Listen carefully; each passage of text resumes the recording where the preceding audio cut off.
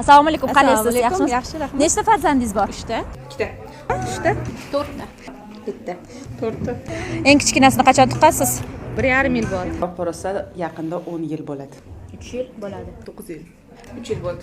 4 yil oldin. 4 yil. 1,5 yil oldin. Oxirgi farzandingizni qaysi radomda tug'dingiz? Ikkinchi radomda. Sampida. 6da. 6-chi. Sampida. 6da. 5. Yangi Toshkentda. Ikkinchi radom. Tug'ishingizga umumiy qancha pul ketdi? 200-300 dollar. 400 dollar. Общий. Palatamga to'laganman. Yo'q, palatamga to'lamaganman. Islomiyman. 500 lar. Voy, вообще kam ketgan. 300 mingmi shu ketgandi. 1 million. Ko'p ketmagan. 200 dollar. Kesiro bo'lgani uchun 300 dollarcha ketgan. Dori-darmon kesir. 1,5 million. Radom sizga yoqdimi? Yoqdi. Yo'q, qaytib bormayman deb kelganman. Toshkent bo'yicha eng yomon radom deb qaysini bilasiz? Qora saroydagi raddom, hozirgi Ikkinchi raddommi? ikkinchi raddom, oldin 4-chi deyilardi. Eng yomon radom qaysi? Qaysini bilasiz? Ikkinchi yomon ko'raman. Ikki, скорее всего. Rosa eski.